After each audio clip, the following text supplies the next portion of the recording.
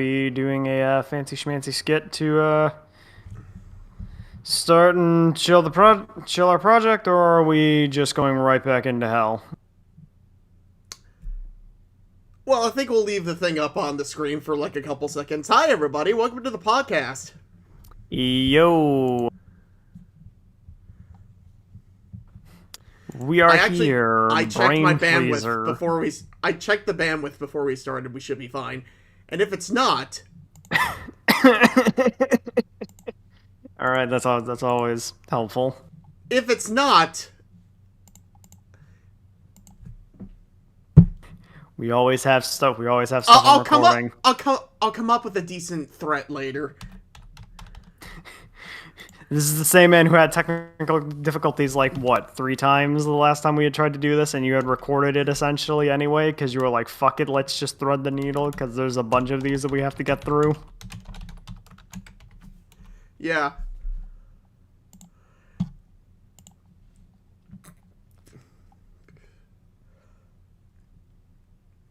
But yeah, Monster Hospital. Campaign Yeah. is still going. It's not too late to get in on this. Still rolling! We have patients to save, cases to diagnose, illnesses to treat. Insert other hospital-related stuff here. Scrubs to wear.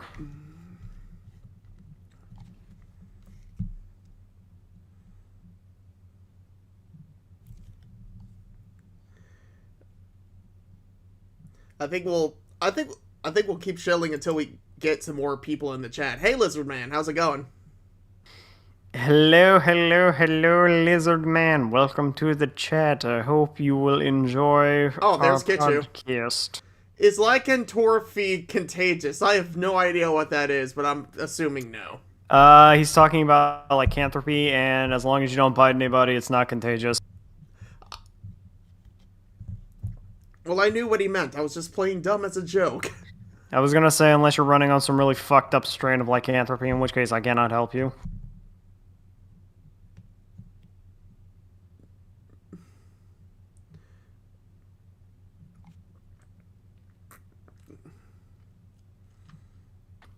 Oh, that really is a weird way of writing it. Gaming at the current moment. Lycanthropy.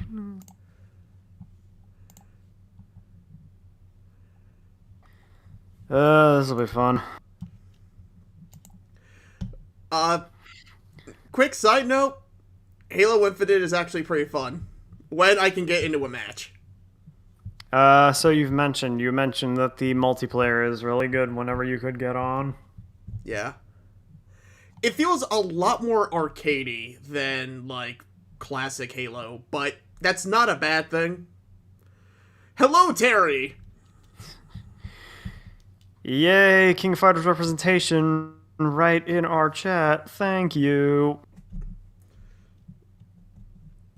We are just quietly waiting in for the crowd to shuffle in before we can start going into more of really, really stupid writing tips from a really, really stupid writer. Oh man, I already have a rant for 35, which is where we're starting off. Oh boy. Oh, I know. I already have a handful of tiny rants going on later, and this is mostly despite the fact that there's a handful of these that don't really go anywhere. One of my favorite things is that when Terry Bogard first got announced for Smash Bros. And there were people complaining that nobody knew who the hell he was, somebody on Twitter posted a thing that says that canonically one of Terry's favorite hobbies is trolling online. So in other words, he's happy that you're angry. He got into Smash, you got mad, and he expected that. But yeah, like, something that me and Kylo both agreed on is that Terry just radiates Chad energy. Just sapphic Chad energy, just the way he can compose himself and twirl his hat around and speak broken English.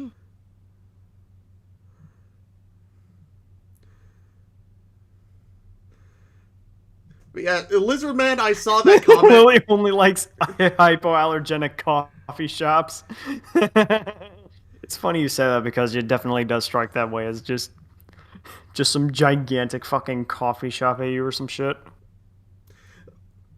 I imagine that Lily likes her coffee as white as possible, as in she doesn't even drink coffee. She just has milk with like a drop of coffee in it. It's just straight milk.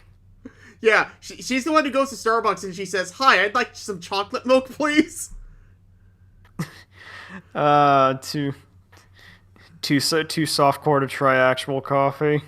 I say this knowing that I don't drink coffee, and it's mostly because coffee tastes like shit, and I only drink water for the most part. I mean, this is coming from a guy who unironically did that at one point. So what? You trolled Starbucks walking in asking for chocolate milk? No, like I didn't like coffee, so whenever I was dragged to Starbucks, I would get a chocolate milk. You can ask for chocolate milk at Starbucks, and it's actually not that bad. It's more chocolatey than you would expect. It's not entirely that surprising, considering it's from some multi-marketed, super brand coffee shop. So not entirely that surprising. Oh wait, no, I'm trying to nowadays remember. I do actually have something I get at Starbucks, but that's completely irrelevant. Not entirely surprising. It'd probably be really hard to get something when like people are throwing 1,000 different instructions for their orders. I think a lot of Starbucks people got really pissed about that after a while because they started making TikToks about it, and then I'm trying to remember if there was one specifically that was like having a whole list of instructions, and then the TikTok was essentially your order can't fit in our biggest cup. So what they did is that they took two of the biggest cups, they kind of like put them together and kind of taped them, like cut a hole out from the bottom of one of them, and then basically just filled the order in that way.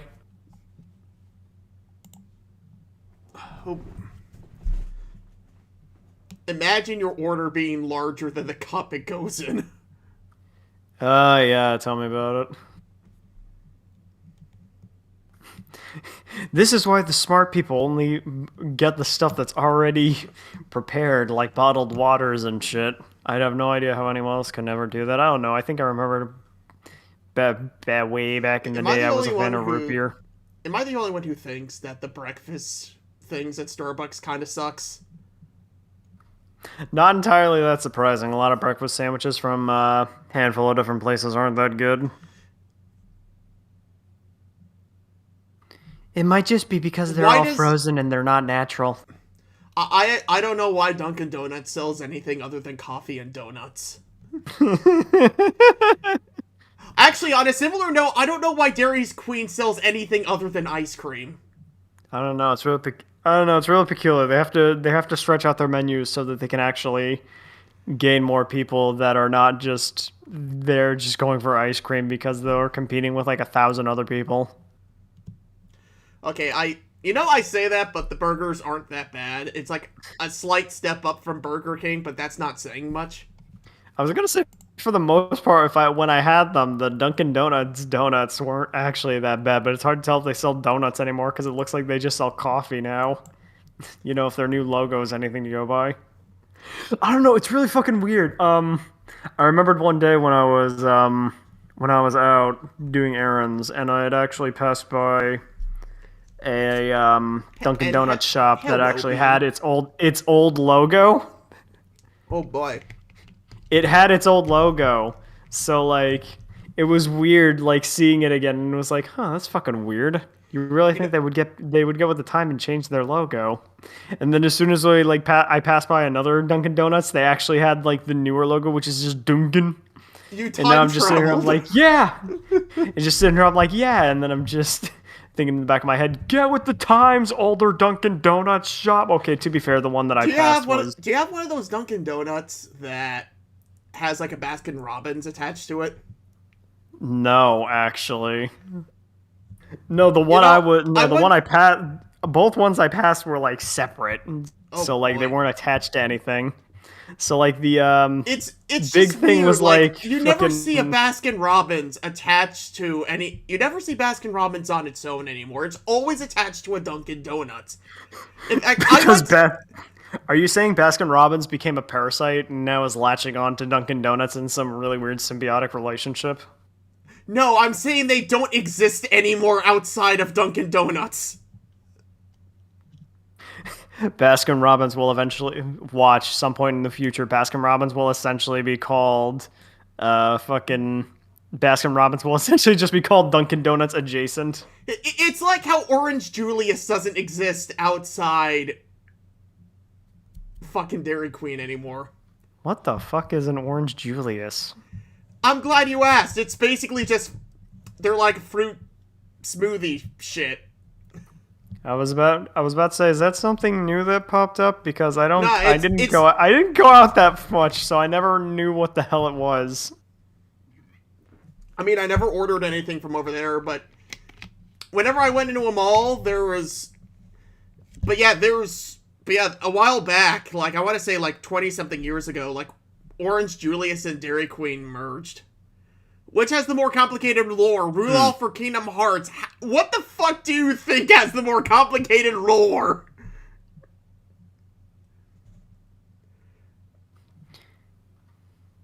Okay, hold on. It's like asking what has more bones, a chicken wing or a human body? Okay, hold on. No, like like just a regular chicken wing or like a human hand? Okay, no, so I'm talking like one single chicken wing. Okay. So let me get this straight. Boy, he's comparing Rudolph the Red-Nosed Reindeer to Kingdom Hearts. So you are comparing a story that is basically about rising up against bullying and showing off what's unique about you to the fuck shit that is Kingdom Hearts.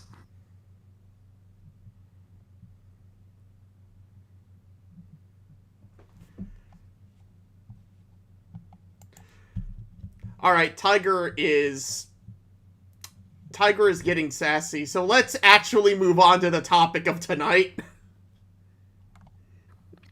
Oh yeah, ladies and gentlemen, She's like, oh yeah. Oh yes, ladies and gentlemen, you heard it here. When we first went from 1 to 34 last time, we were starting from number 30, writing tip 35 from Lily Orchard's writing tips and seeing how far we fucking get with that. I like Diddy's comment. She added more? No, like there's always been like 100. There's just so many that we had to make multiple parts. Yes. Well, it's not even that. Like, she had like 100 points before. We just didn't get that far. We were like, what, a third of the way through her list?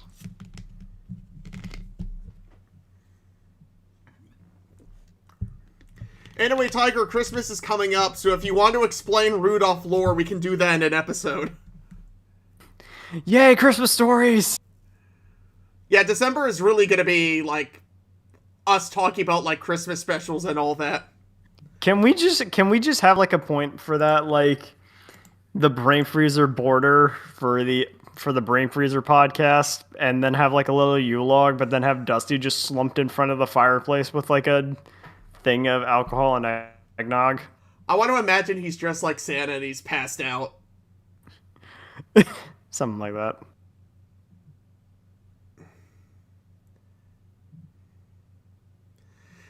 Terry Bogart's like, if you took the words light and darkness out of the KH script, it would only be half an hour long. You do make a good point. So, with all that extra stuff out of the way and a decent audience. You know, something I've actually gotten into lately is Smosh's Try Not to Laugh. And there's actually... Damien has, like, 2 sketches about Kingdom Hearts and how dumb it is out of context. As much as I love Kingdom Hearts is light. Light is strongest than darkness. You know the bit! Maybe he's right. Gosh. Maybe the crystals! There are no crystals in Kingdom Hearts, Shane! Is this still part of the bit? No, Shane, you ruined it! My favorite part is that they got that guy on the hot seat immediately, and they just kept going. It's a good skit. You just keep going. Anyway, time to bitch about Lily. Number 35, if you're making a cartoon, hire writers. Don't just have your storyboarders write the story. That's not what they're there for. Artists draw, writers write. Artists cannot just take over the writers on the win. I would like to point out first, this is specifically a jab at Steven Universe, because Steven Universe has been notoriously known to being run by its storyboard artists. Alright, and Lily... its storyboards aren't that good. Lily... You dumb bitch. Since the advent of storyboarding, there have been two ways to do story in animation. There's what we call board-driven and script-driven. Storyboards exist for a reason.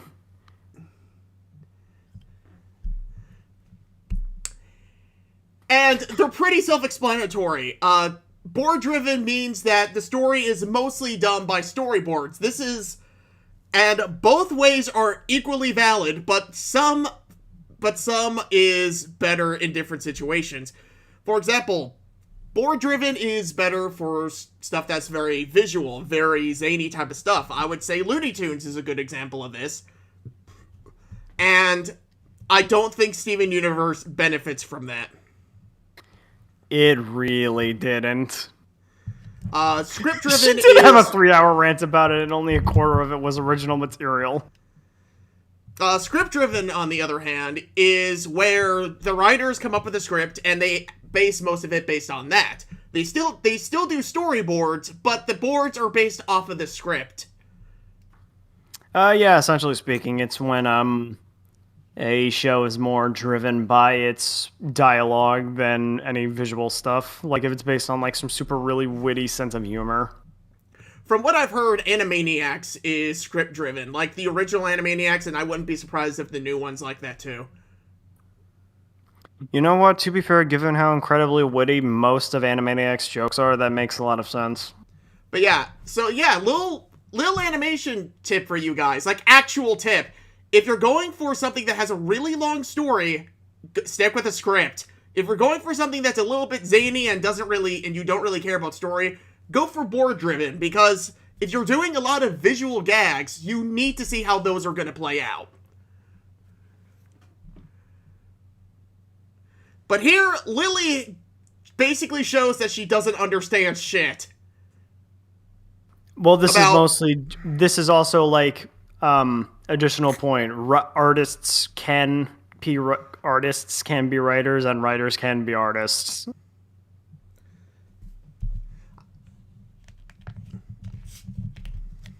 Wait, you're saying that writers can be artists too?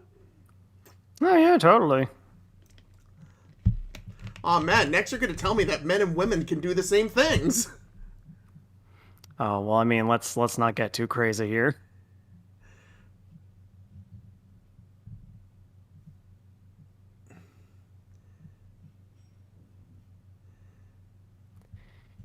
So, here... Sweatson basically doing stuff and thinking of stuff on the fly.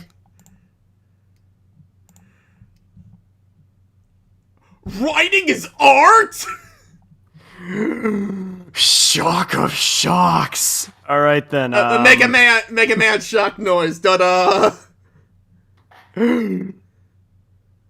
Yes, you raised your hand. What exactly? Yes, they related to Rule 2. Will they, won't they isn't a fun story. It's just addiction peddling. We need to stop pretending Ross Rachel was good storytelling and learn to appreciate Chandler, Monica, and Joey and Rachel. Stop pretending that Friends is a masterpiece. It's not.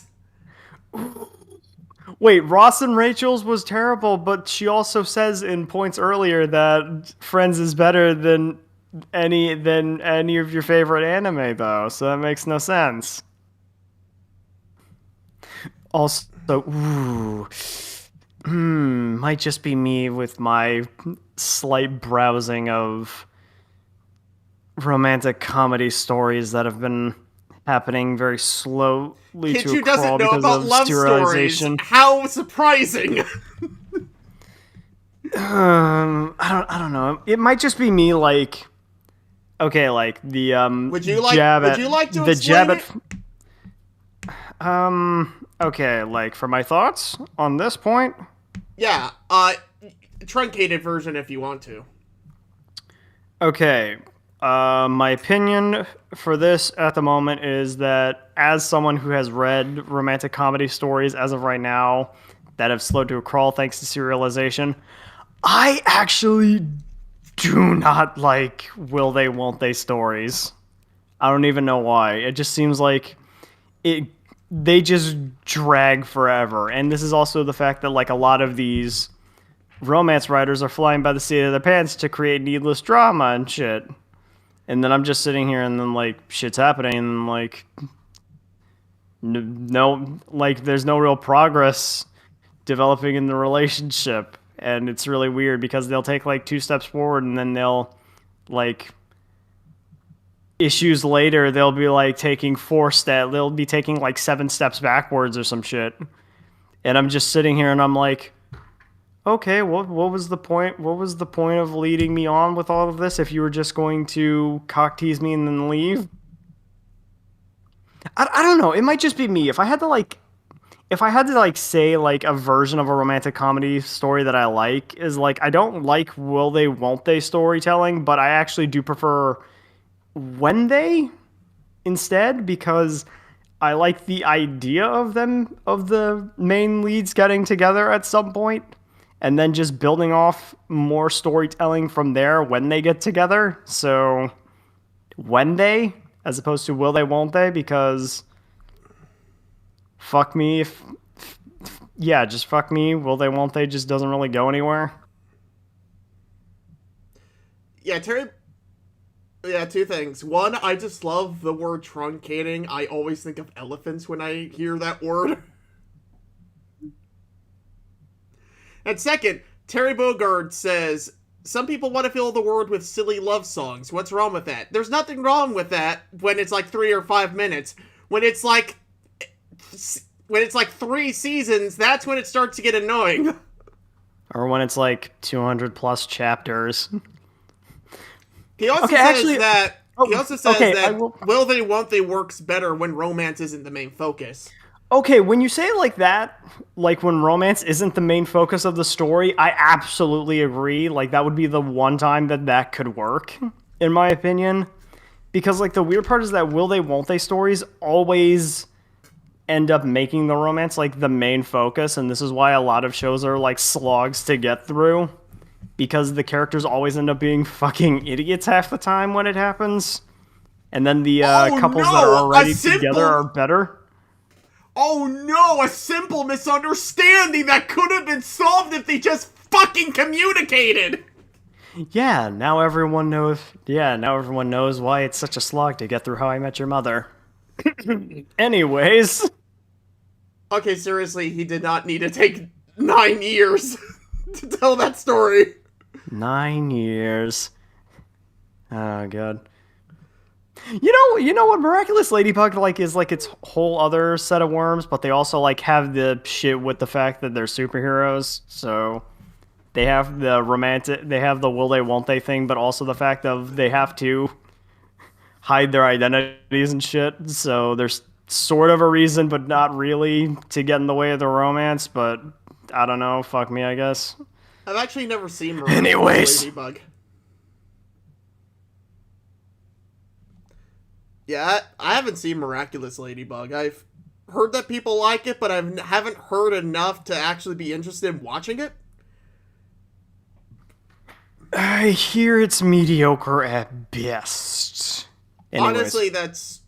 I mean, I'm not saying that I've heard bad things, but it's just like, I'm not hearing enough that would make me interested.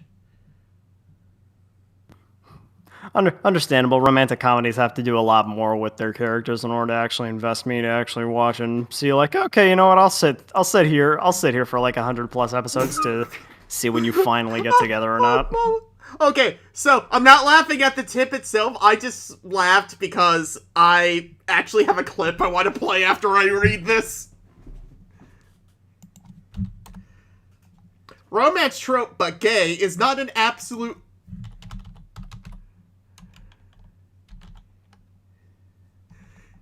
Okay, let me start over. Romance trope but gay is not an absolute rule to live by. If She-Ra taught us anything, it's that gay Raylo is not actually an improvement. Right after the break, we're going to interview Hello, Eric thousandth Weihenmayer, jab at who She-Ra. climbed the highest mountain in the world, Mount Everest.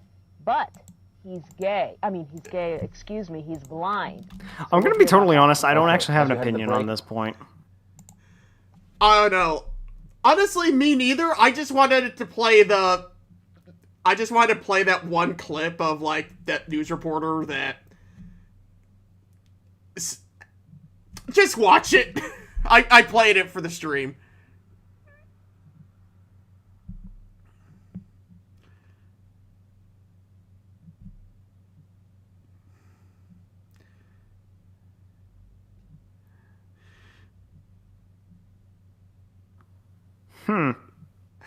I still have no idea how you could mess those two up. Like, those words aren't even tangentially similar to each other.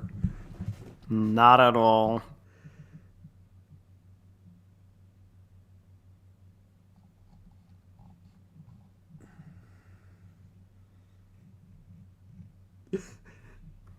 Funny how that happens. Yeah. Okay, 38. Okay, point 38 is really weird. Somebody on this hell site once made the remark, we need more lesbian non-com because no. That is a dangerous, violent person. Do not listen to them. They do not have a point. Seriously, my fucking god, what is wrong with... You know what, Lily? Agree. I agree. I have no comment because it's not writing advice, and also what? That's not even writing advice. That's just...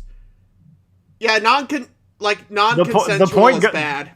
The point goes without saying, but still, what?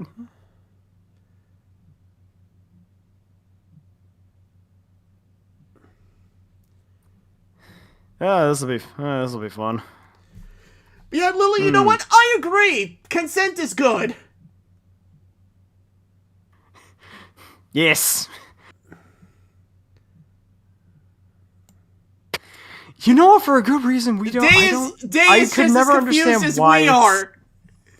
I was about to say I don't actually know why this isn't a thread about writing tips. A lot of these get really weird at some point where they jump a shark, and I don't know when the shark is jumped, but if it was jumped earlier. You know what I at least respect? I at least can respect if they jump the shark early or they constantly do it from the very beginning. Because at least that creates, like, an identity on the show. Can you even call it jumping the shark if they constantly do it? No, if you jump the shark every single day, it's basically just a regular weekend. Yeah, like, one of the first vids we did on Break Room, I actually explained where jumping the shark came from. It came from Happy Days, actually. Also, side note, Lily's PFP and these screen caps just make me want to punch the screen. Such a smug aura. Well, to be fair, she typically radiates smug aura when she talks, so it's not entirely the most unreasonable thing in the world. Everybody gangsta till the animated profile picture crosses their arms. Yes. Anyways. But yeah, Lily... wow. Talk about voice crack. But yeah, even in, like, YouTube commentary circles, Lily is considered garbage, so... She's considered grifter. She's considered grifter material at this point. 39. Women who fetishize abuse. Raylos, Catadoras, Kigos, etc. I'm sorry, I do not know what that last one is, because... Neither do I.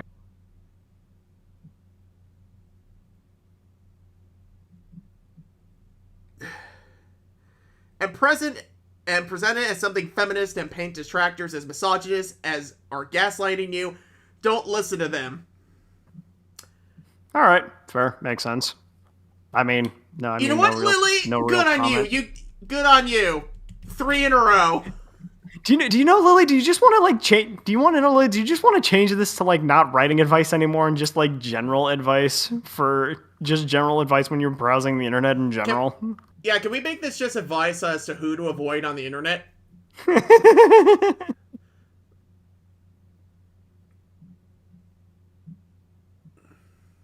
Watch, number 40 is going to be people who can't stop talking about Donald Trump.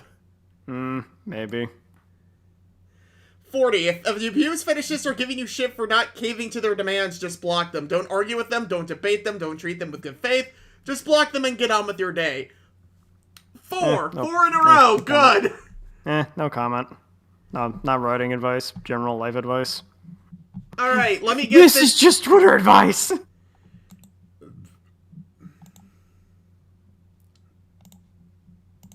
Alright, getting the next page. To answer your question, Dave, we don't understand why they're in a thread for writing tips. Alright, You know, to be fair, I think this... I didn't think Lily would make good points. Well, the problem is they're not writing tips. Yeah, they're more like... These are more like normal... vague... These are like just really... things that normal people say. It's also like that, or it's just really, really vague, like, advice on storytelling. It's just like seriously, most of Lily's good points so far is basically, like this stream at least, is that consent is good and abuse is bad. You know, essentially speaking. Number 41, rape victims are not villains and should never be written as villains. Don't be like Blizzard. You know what? I agree. Don't be Blizzard. For different reasons, but don't be Blizzard. It costs $0 to not be a misogynistic pig. Okay, it's really weird. Okay, like the jab at Blizzard Entertainment aside. I don't know. This is Overwatch. I can just tell you right now, this has something to do with Overwatch. I was going to say this is either this or this is some very vaguely hinted thing at World of Warcraft, because there is like this sort of like idea for when Sylvanas was killed and resurrected by Arthas, that was supposed to be like some thinly veiled like reference to rape or something. Actually, Lizardman reminds me of a good point. The abuse can become the abuser. That reminds me of a good point that a lot of abusers were also abused themselves in the past. Yeah, and abused characters can also technically become villains, so that's why I'm sort of on the fence on this one. I mean, aside from that, this is also like I guess writing advice if you like squint and look at it. I mean, like I stand and believe like anyone, no matter like how bad your trauma is, can still have the potential for great evil at some point in their lives. Yeah, I guess if you put this one under a microscope, there is a writing tip there. Number 42, if straight men really hate a certain character, but lesbians love them, there's a 90% chance that is your best character. What if that seems incredibly subjective. Okay, but what if this certain character is attractive to men and also lesbians? What then? Odds are 50-50 then. Seems really weird. You know, that's what I never understood about the male gaze things. It's like, okay, men like this character. You know who also probably likes this character? Lesbians. Is that gonna be the thing now? Wait a minute. Wait a minute. So what wait, if there is? Suddenly, it's literally just sexy women bad because straight men like them. Okay, so does this mean if this is a character that straight women don't like, but gay men like? Does that mean it's still a 90% chance that it's probably your best character, or is it not count anymore since it's gay guys? I have no idea. You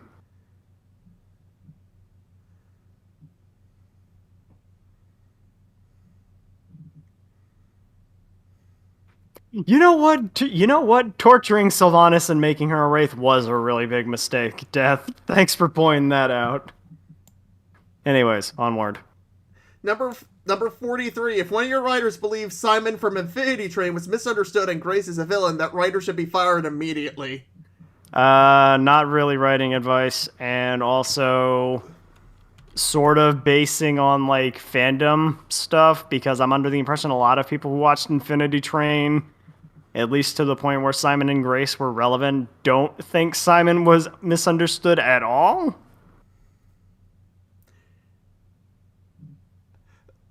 I want like most of these aren't even writing tips. It's just let me complain about fandoms and like my cartoon shows I like. Well, of course. How is that supposed to work? Also, Jordy's here. Hello, welcome It's to the podcast. Jordy! Yay! Hope you enjoyed coming into this ride to hell with us. How's it going? Anyway, 44. The best solution to a love triangle is polyamory. That depends on the love triangle. Also, not writing advice. I mean, to be fair though, if you're really good at it, you can probably make polyamory work. Might be really weird. You might catch a few eyes, and you're essentially just writing a harem anime. But that's besides the point. Again, not really writing advice. No real comment. Yeah. I feel like this is another one of those, like, why can't TV shows be like my fanfics? I also noticed that this one has a highly disproportionate amount of likes compared to the others. It's peculiar.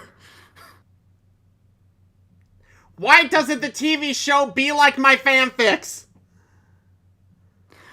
Why can't all of the female characters just be into each other vaguely?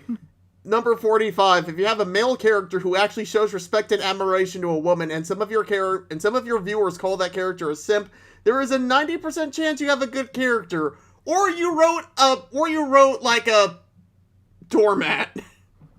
You know, sort of. I mean, like again, no real comment. Not really writing advice. Again. Okay. Also, Aang was a simp. Yeah, I think a lot of people don't understand what a simp is. A simp isn't just someone who likes women or respects women. A simp is someone who just acts like a doormat for, like, female validation or male validation. I was going to say if the most accurate representation would be someone who puts someone on a pedestal so high it reaches the clouds and loves such a super idealized version of the person that they don't actually like them for who they really are. But yeah, basically just a doormat. Mordecai from Regular Show. I never even watched Regular Show. Regular Show is fucking weird, but that's why I love it. Understandable. Because it takes pride in the fact that it's super fucking weird, and that's the best part. Like, just stacking the chairs outside suddenly turns into a battle for the universe or some shit.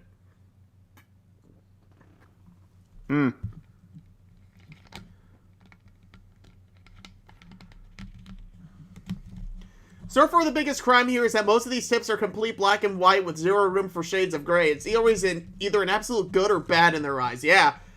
Well, Lily thinks in absolutes, so that's kind of the reason why. Can you tell that she watched cartoon shows for kids? Because kid shows usually are the ones that teach people like to see things in absolutes. Honestly, I think we do. Maybe we should have an episode on the fact that there's some quote-unquote kid shows that are really just young adult shows disguised as kid shows. Yeah, you do make a fair point. Lily is the confirmed. Joke's on you. She has a moment in her Steven Universe reign where she just gushes about the Old Republic where it's her excuse where she can play as one of the Sith being super Nazi, but at the same time being sort of not Nazi. Yeah, a simp is someone who's so thirsty they basically make themselves a doormat for the sake of validation of someone they're attracted to. Yeah, for the most part. Again, that's no really comment. that's really what it is. Even if it means even if it's detrimental to themselves.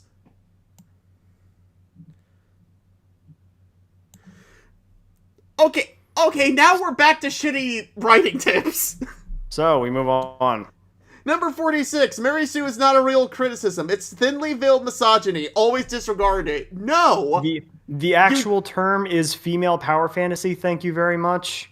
But Mary Sue is the other, but see also Mary Sue.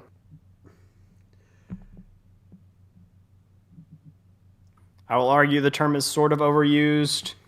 And if Okay, an yeah, overpowered it's female character is overused. bad, then they're bad. So Yeah, giving I them the think that title isn't entirely necessary. I think the term is overused, but when people use it to describe Rey Skywalker, I think it's apt because they literally write the damn trilogy. They write the damn sequel trilogy just to make her look good. And Tiger pretty much explains it perfectly. A Mary Sue is literally a character that bends the world around them. There's a difference between a Mary Sue and a female power fantasy. Yeah, for the most part. Because a female power fantasy still has to abide by the rules of their universe. A Mary Sue, on the other hand, literally just gets handed everything because her author has self-esteem issues. Why would you want to see Lily's opinion on Gary Stews? They're literally just Mary Sue's, but with A penis. but with but with another chromosome. Anyways, Number moving on. 47. Emotional vulnerability does not make a female character anti-feminist. You know what? I agree. Yeah, I agree with this point. In fact, I think that getting over that emotional vulnerability, I think getting over that actually makes a female character stronger. Because that only makes sense. Because the real strength of a character isn't not having problems. It's being able to get away. It's being able to solve said problems. While also still holding on to, like, the parts of their personality that made them likable. And in regards to strengthening those in general. A literature devil actually uses Miss Brisby as a good example. I would argue she's a good example. She's definitely not someone who's inherently super strong, so definitely does play into more of, like, general wit and heart for general strength of character. Alright, next page. Number 48. Goblins are inherently anti-Semitic. Alright, fucking time out for a second. If you look at a goblin and you immediately think of Jewish people, you're the anti-Semite. Also, it's very obvious that goblins are very more inherently inspired by Italians. But you know what? I don't think Italians really care. They're probably too busy eating pasta and crashing cruise ships. Yeah, Italians don't care, goblins don't care, so yeah. You know what? Totally makes sense. I'm going to extend this to orcs as well. If you look at orcs from, like, Lord of the Rings or World of Warcraft or whatever, and your first thought is this is black people, you're the racist. They say that, like, acknowledging that, like, the trolls in World of Warcraft also exist. What about Honey Goblin? Honey Goblin is a treasure. Treasure it. Hey, shit. So yeah. Not entirely. I don't really agree with this. I don't see the reason to put labels on fantasy creatures. And also not really writing advice. Number 49. If your first thought when taught about a bigoted trope, bury your gays, goblins, etc., is to try to figure out how to do it well, you are a huge turd who is missing the point. It's not that these tropes aren't done well, it's that they're done too much. Yes, but if they exist, then that means there is a potential to do them cleverly and interestingly in a way that is doing it different. There's no reason to do it well if you can do it differently. There's a difference between an overused trope and a cliche. And that is an overused trope you can actually work with and make it unique, but you can't do that with a cliche. Yeah. But for those who don't know what bury your gays is, it's essentially the, I don't want to say tradition, but the tendency for gay, lesbian, trans characters, etc., to be on, like, to end up getting killed off somehow. I was about to say, isn't this also like something that is sort of like It's Whatever not queer whatever the baiting, fuck. but I bet she has No, like a whole I wasn't gonna say it's queer baiting, but isn't it sort of a sister trope to fridging a character, like putting a character in a fridge or something? That's a whole nother trope, and I have a good. Didn't Joss Whedon invent that trope actually? It was actually in a comic earlier. I believe it was in a Green Lantern comic.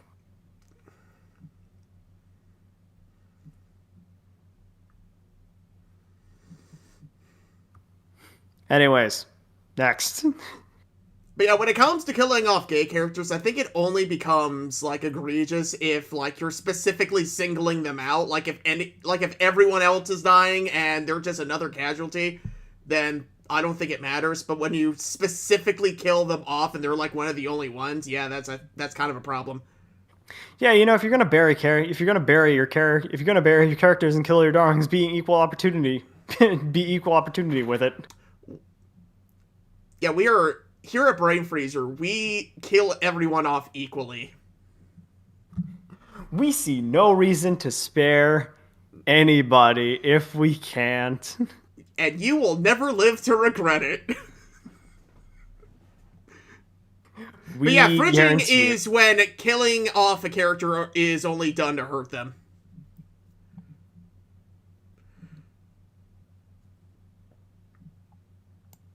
Alright, number 50. We're halfway through. Halfway there. Writing a relationship based on a dynamic or trying to get a particular trope, i.e. enemies to lovers, into the story is a bad decision. It makes you a huge turd! I wholly disagree with this. I actually think writing a relationship based on a dynamic is actually really interesting. If you're just pigeonholing yourself to not wanting to write one based on dynamics, then you're kind of shooting yourself in the foot because all your relationships are going to be super boring afterwards. Actually, you know what? I think this is a good time to actually talk about, like... I think trying to avoid tropes in writing is one of the biggest mistakes you can do as, like, a starting writer, because it means you're misunderstanding what tropes actually are. You're confusing tropes with cliches. Yeah, because in the end, tropes are tools that the writer uses in order to tell a good story. It's not the tropes you use per se, it's how you use them that creates effective storytelling. They're like tools in a toolbox. You can't build a house with just one. Yeah, and much like tools, you need the right trope for the job, and if you keep using the same one over and over again, people are gonna fucking notice. And you also need a real clever hand if you need to do a fancy spin on it. It's kind of like woodworking. And you also need, like, a chainsaw. It's not gonna help you with the building, it's just there to look cool. It's just there for really cool reasons. Yeah. Oh, you like it? It has, like, this cool Resident Evil skin on it. Yeah, and like tools, it will dull out. Thanks, Deathhead. So, Terry Bogard actually brings up another good...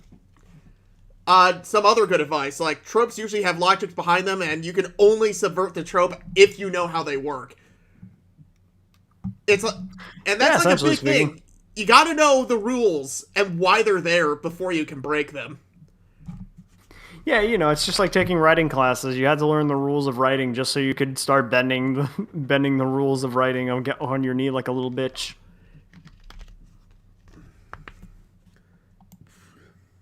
Number 51. Vitriol does not immediately render criticism invalid. If you tone police criticism, you will likely miss something important. Boy, I wish that... Oh my god. I think this is the most ironic thing ever posted on Twitter. I don't really have an opinion on this because it's not really writing advice.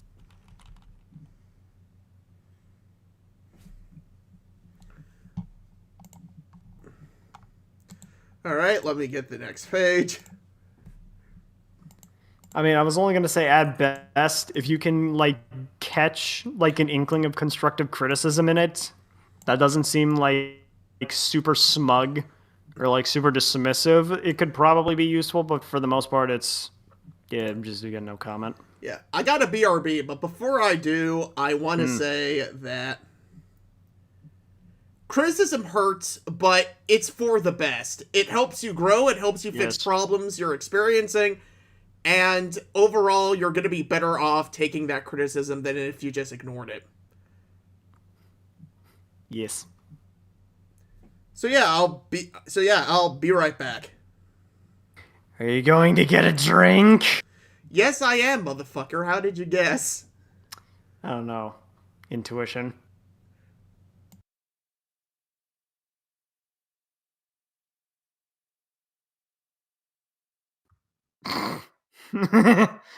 Clever Kitchu. Clever Kitchu.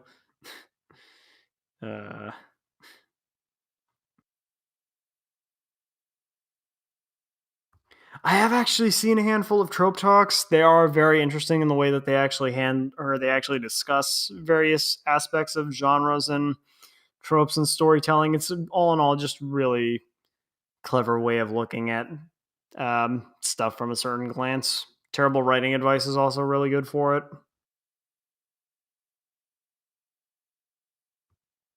Yeah, you make a point. Not a lot of a lot of flavors of criticism aren't really that good. Sometimes it's an excuse for um, people bitching for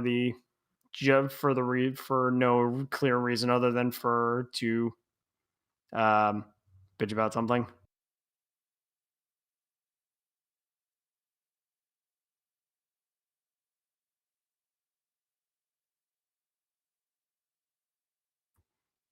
Well, yeah, that really goes without saying. If the criticism doesn't really serve anything to help the story in any way and just exists to wear at the author's confidence, then it's not entirely something useful. Anyway, I'm back. Ah, hello. Tip 52. Your fandom will fight and argue over sword characters in Smash Bros. Too many. Honestly, I think there's just too many Fire Emblem characters. Trim your Fire Emblem roster in half. Okay. Quick tangent. The reason why everyone hated Byleth in Smash, it wasn't because people. It's because that brings Fire Emblem characters up to 8. There's only 2 other franchises that have that many characters. Mario, which is Nintendo's cash cow, and Pokemon, which is the highest grossing IP of all time. Fire Emblem is basically just an anime strategy RPG that literally got saved because that almost got canned, but got saved because it added waifu bait.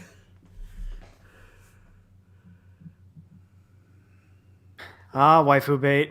The deathbane of most Fire Emblem visual novels and mobile games. The point is, Fire Emblem is overrepresented in Smash.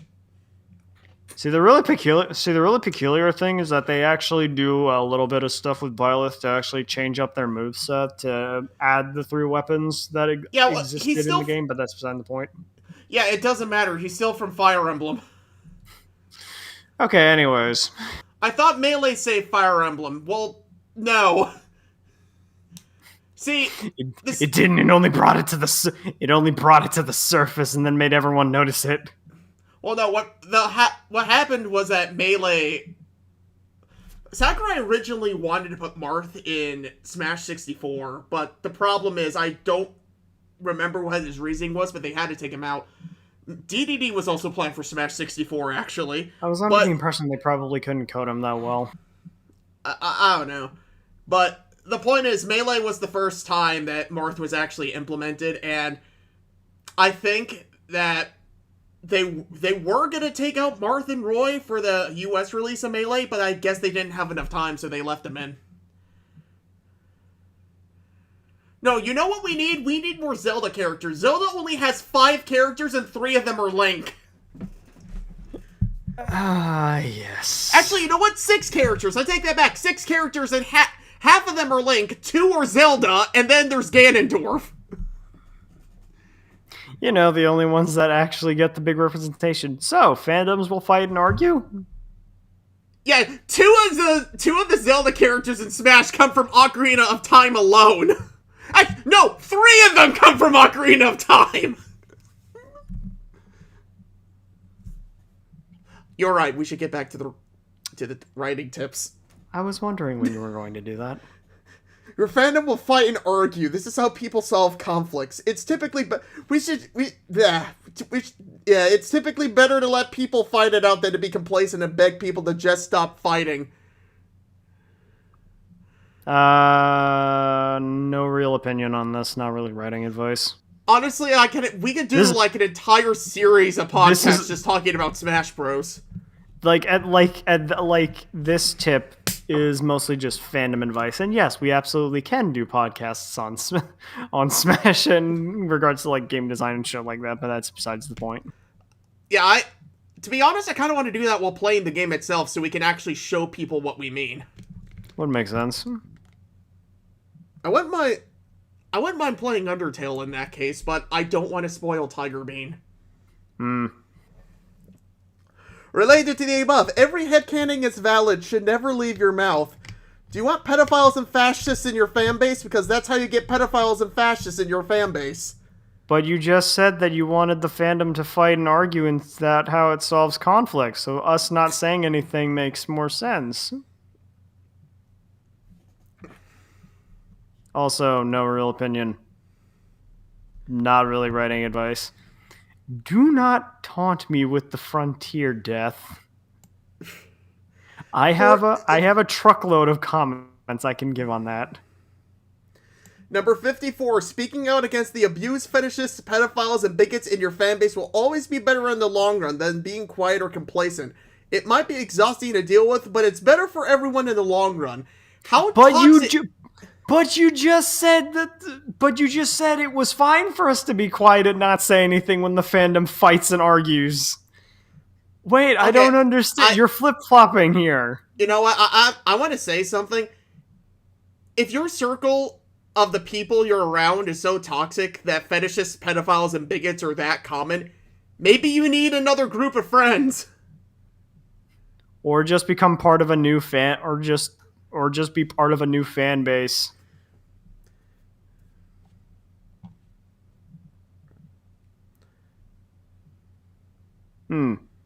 Not really writing advice, but incredibly counters point 52. Number 55. Fan service is a concept you should never think about. Fans who need to be serviced are not actually fans. If you have those fans who are already having fun, don't already need to be pandered to. Okay, but this implies on what sort of fan service you're talking about. Are you talking about like generic anime fan service, or are you talking about like keeping stuff like continuity in mind and like references to other stuff that the fans liked, like popping up again as like, you know, like a character that was on a bus for a while before they come back on the bus? I don't know. You didn't see it, but I just popped Lilith up while you were saying that. Mm-hmm. Oh yeah, also Lilith. I don't know. I'm kind of on the fence on this one. I'm actually more in the train of thought that fan service is kind of like salt. It's kind of there to just be seasoning. It's how you use it. I think healthy amounts of fan service can actually work. But, like you said, it's like salt. If you put too much of it, then suddenly that's all it is.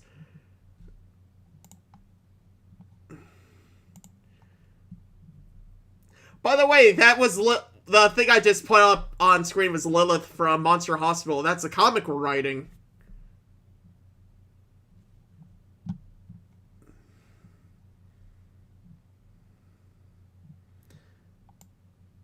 Moving on. 56. Yeah. The tendency for shipping to dominate discourse is the biggest sign that characters and their relationships are more satisfying than anything else. People didn't petition for a 4th season of Kim Possible to see what happened with Draken or to see new villains. Okay, hold the fucking phone here. Didn't you just say in the previous point that fan service is something that we shouldn't be thinking about and we shouldn't be pandering to fans? But yet, in this point, you're telling us to pander to fans when they really do like doing shipping wars? Shut up and eat your ships, dear. But I don't want to eat my ships. The barnacles get stuck in my teeth. Listen, you The are iron gonna is have not. this Onceler X Onceler, and you're going to like it. The iron isn't healthy for me. I can't digest it properly. That, Also, then ew, grit your disgusting teeth ship. between bites. Also, ew, disgusting ship. I say this because half the ships that I'm a fan of don't even get that much recognition, so fuck you. Contradicting herself twice in the same screen cap. Yeah, it's really weird. She does that. It's really weird. She contradicts herself a lot. We'll notice in like later points because she does like a lot of things that sort of are contradictory or hypocritical. Alright, let me grab the next page.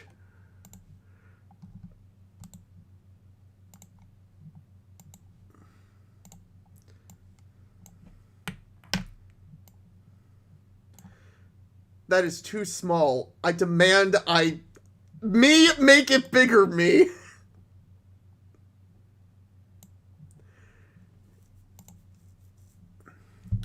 "57. Complaints about too much negativity is shooting the messenger." What the fuck? If there is an overabundance of negativity, that means there's things to be negative about. People cannot be positive without things to be positive about. Also, the sky is blue. Also, no comment on this. Not entirely writing advice. Excuse me, Lily. The fuck did you just say? Complaints about too much negativity, shooting the messenger if there's no... I know what she said! I'm aware. I'm just reading it over to myself again because it seems really This is just kind of confusing. Word salad. Yummy, yummy. So... Next one. No comment. Not really writing advice. Number 58. If you do something bigoted and get yelled at for it, listen to the people yelling at you, who are also probably sending you death threats. Cancel culture isn't real. The rage and the vitriol will be gone in 2 weeks, and you'll be a better person for it. Getting yelled at stopped being the end of the world at age 10. Okay, if you have any thoughts on this, you might want to hold on to that until you read point 59, because this is actually another point that she actually contradicts herself on. Number 59. The quickest and easiest way to make the yelling stop is to own up to the mistake. Don't make excuses or explain why you did the bad thing. Fix it and never repeat it. Progressives are very forgiving if you give them results. And other lies you can tell yourself. Stubbornness is what gets people canceled. No, just existing can get you canceled. Okay, so the big thing that 58 and 59 get really fucking bad, really fucking screwy, is the fact that cancel culture is a concept, and it is used by both halves of the left-right political spectrum. So they've both used it as means to like talk people down to make them stop doing shit. Oh wow, so, that's putting it lightly. Like there have been people's lives have been ruined because of this. Not only that, but people have actually gotten like death threats sent to them. And do we need to tell the story about that one Steven Universe artist that Tumblr tried to get them to kill themselves, and when they actually showed like a photo of them, when they actually showed a photo of them in the hospital, like the rest of Tumblr was like, "I hope you fucking die, you scum." Fucking Christ. So yeah, it's not even a tool to further an agenda. It's just straight up online bullying. So yeah, cancel culture is essentially just a tool that can ruin people's lives. So you contradicting yourself, going from listen to them, don't say anything, and don't defend yourself because getting yelled at stopped being the end of the world when you were a kid, to defending yourself and making up for your point, and then mentioning how progressives can be forgiving, which I can find very doubtful. It also puts you in a no, but there's really no win scenario because if you bend the knee to these people, then they have an in and they can basically tell you what to do for the rest of your life. But if you don't do what they say, then they're basically going to go after not just you, but your family, and everyone else, you know. It's essentially just a double-edged sword. It's a very dangerous tightrope to travel.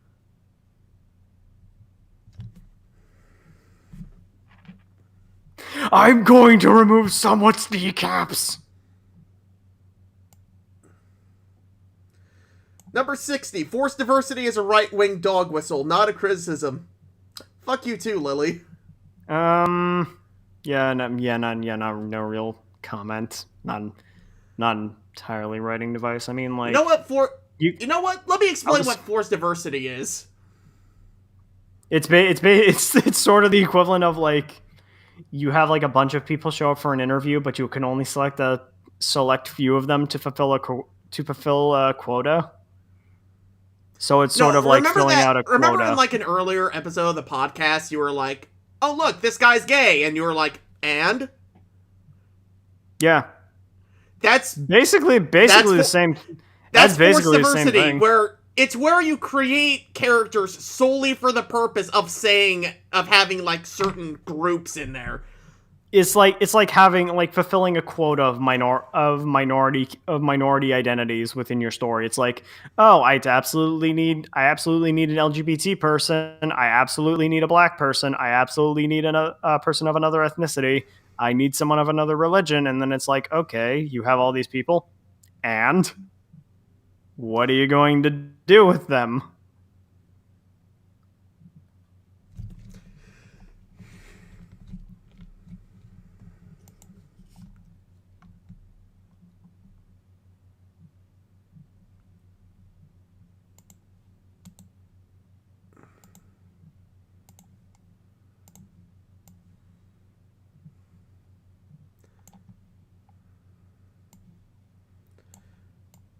Number 61.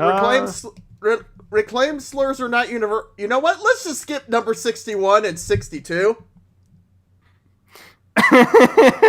Okay, if you say so.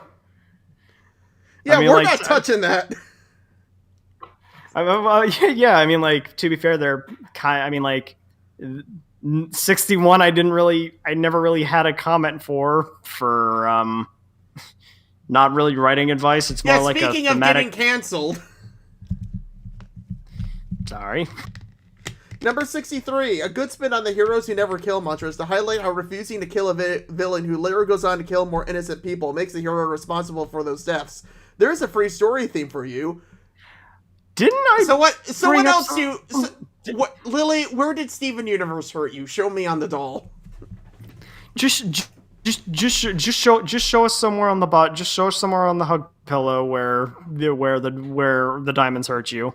Also, this might just be me. Didn't I mention something in the last podcast that was essentially just this, and someone who was unknowingly helping the villain kill a bunch of innocent people and was held responsible for their deaths, and then essentially used that as motivation to go through a redemption arc of his own? Yeah, I feel like I mentioned that somewhere before. Yeah, go play Tales of Abyss. Tales of the Abyss is actually a really good game for the story.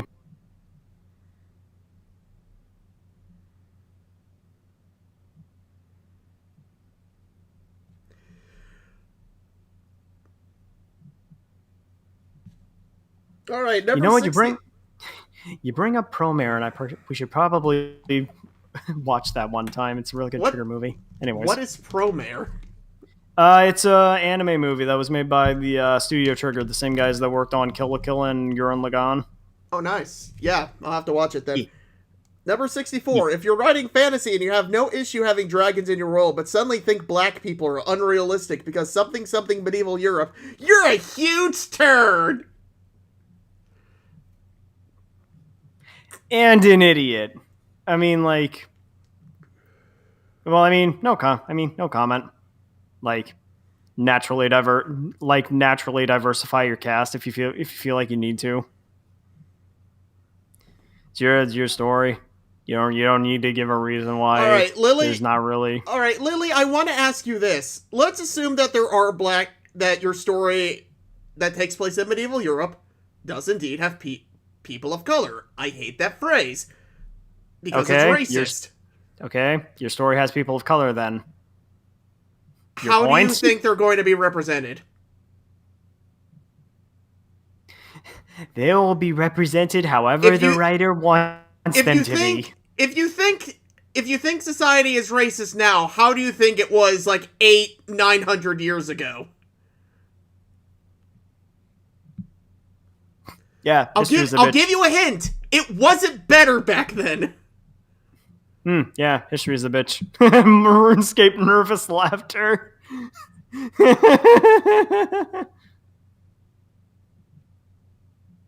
Yeah, Othello, the main character, is... Actually, you know what? Just now I had an epiphany that Othello was technically the first blaxploitation play. That's actually really good analogy. I mean, yeah. Naturally diversify your cast if you want to. Okay, if you have people of color in your medieval story, you have people of color in your medieval story. Yeah. Okay. I mean, nobody has anything. Honestly though, if you want to do that, go for it. We have no problem with it.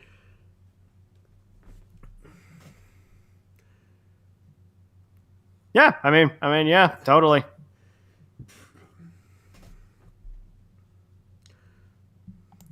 Number 65. Sexual tension and chemistry are not the only indicators of a potential relationship, and in a relationship is the quickest thing to fade. No real comment. Not really writing advice. Sounds more like relationship advice, actually.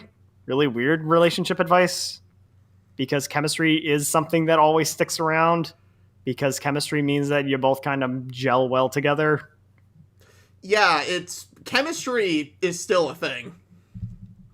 Like, I would probably argue sexual tension might be a little more lenient because if you're already in a relationship, because you're... Yeah, Tiger Bean, I agree with you. Your chemistry will probably be good enough that you can be okay with having sex without tension, but that's just me. I love how almost every other thing that we read, our entire chat's just like, what? It's because these are weird. It's because these are weird comments to bring up. These are weird things to point out and like mention. These are writing advice. I have no idea how old Lily is, but she's definitely a wine drinking Karen.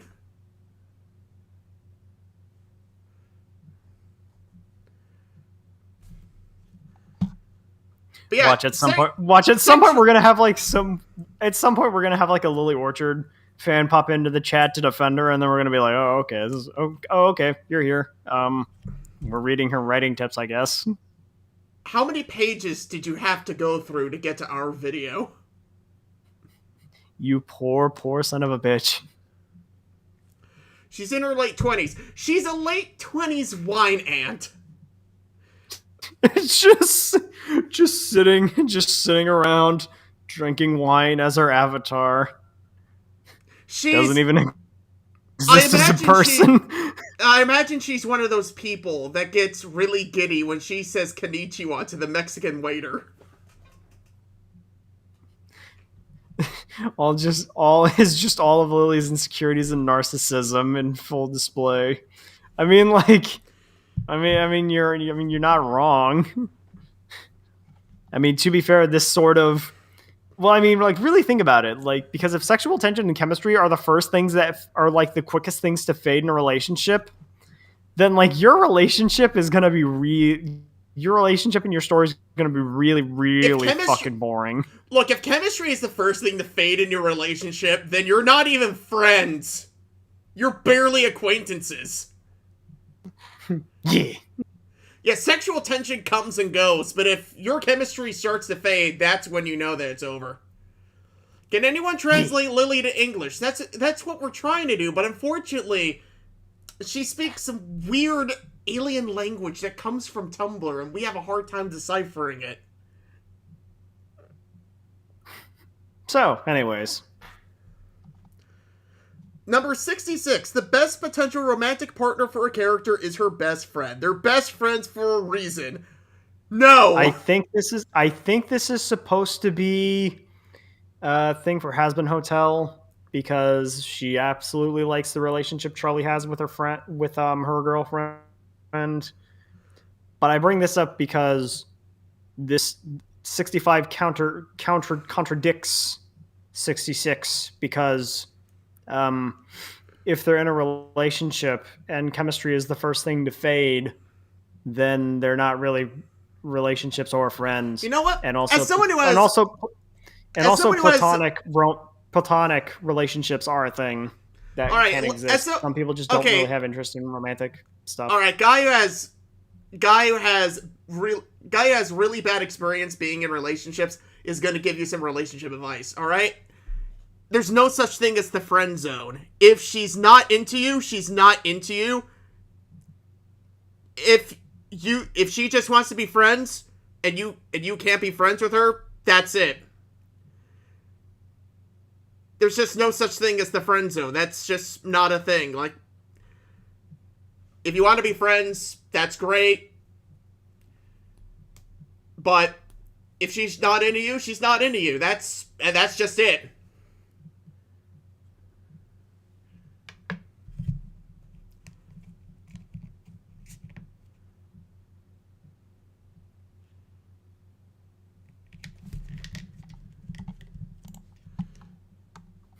Yeah, solid advice.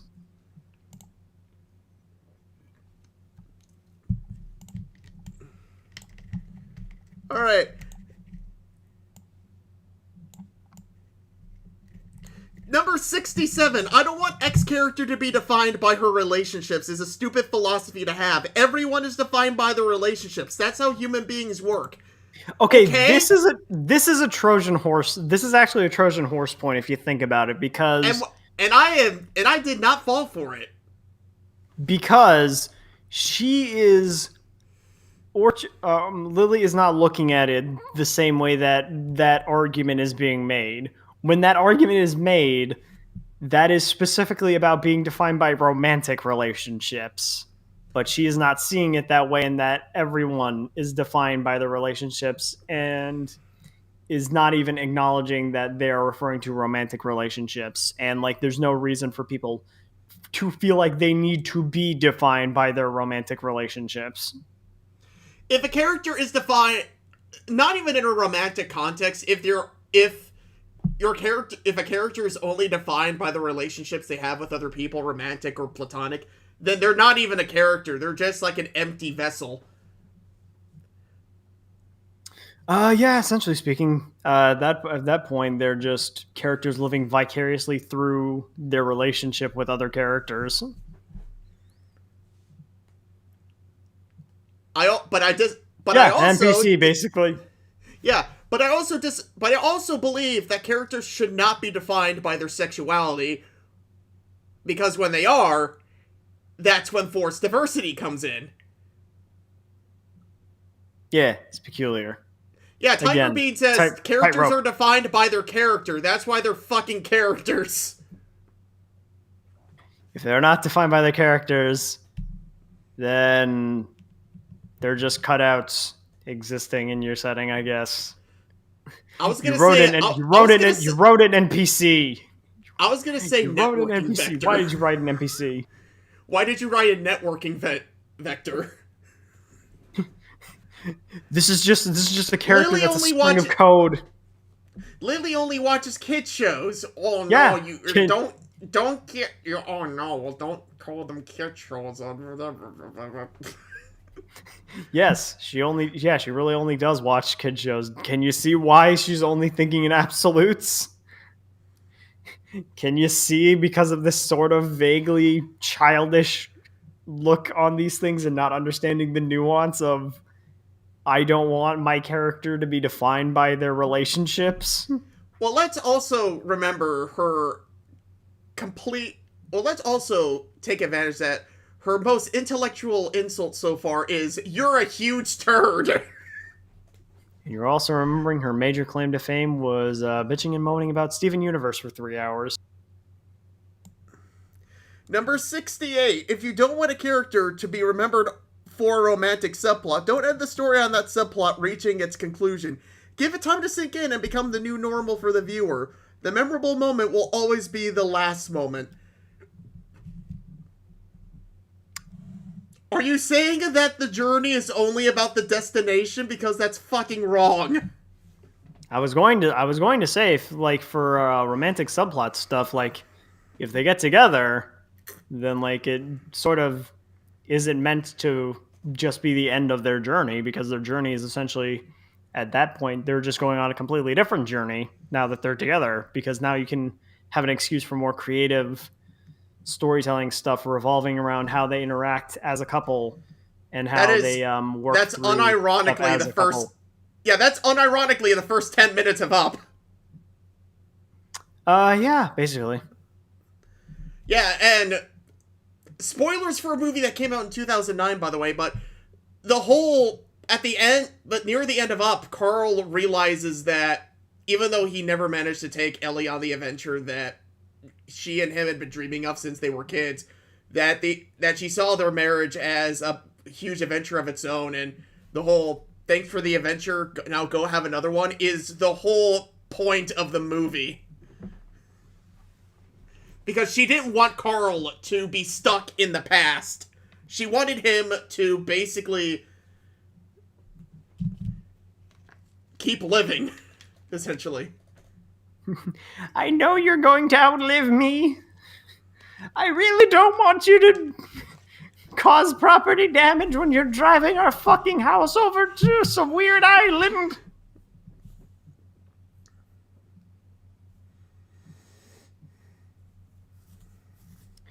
Number 69.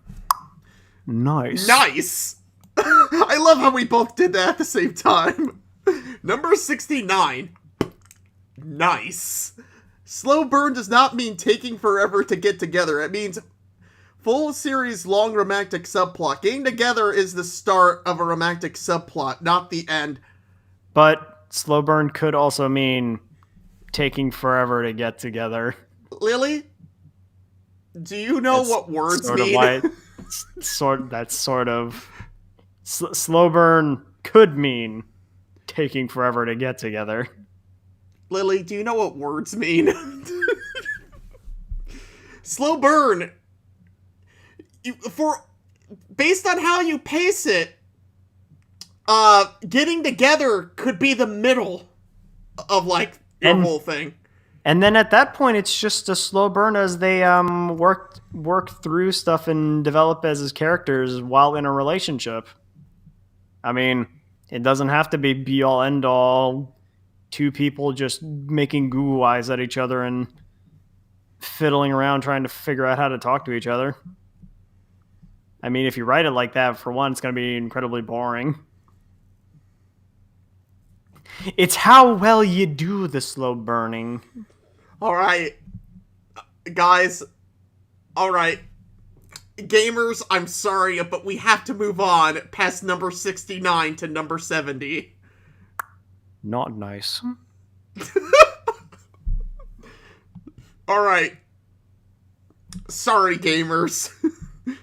Number 7. Sexual awakening is not a real character arc. Okay, I wholly disagree with this. Sexual awakening. Yeah, you know what? Same. Totally. Like, there is absolutely a justification for, like, a character's arc to essentially be sexual awakening. Sometimes that is actually really cathartic and important for them, depending on, like, what they had to deal with. Hell, if you're a good enough writer, you can even make it fucking interesting. Yeah, basically. I mean, like, it's not, like, sexual awakening is not, like, inherently, like, have to be incredibly explicit. Attorney Bogard has the right idea. He's like 69 plus 1.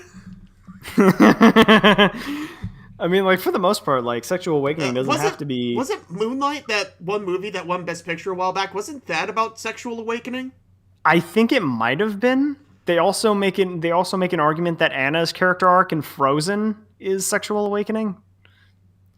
Because there's also the fact that, like, if, like, like other examples that you could do for sexual awakening could be something like an epiphany, like thoughts. Like, even going beyond like, just sexual awakening, like, just discovering who you are, that is an interesting concept in itself. Yeah, for the most part, it's like just having an epiphany for people that you want to spark a relationship with that seems a little off kilter compared to other people in the cast. Maybe that's an example. Well, Loser Man, I disagree. Like maybe something like, inherently super romantic. Character arcs aren't just realizing something about yourself. Maybe it's about learning a lesson that you really needed to learn. Maybe it's about like learning something the hard way.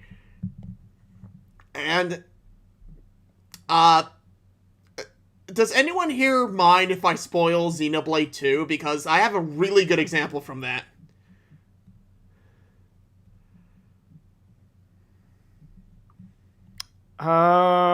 If no one has issues with spoilers, please comment now.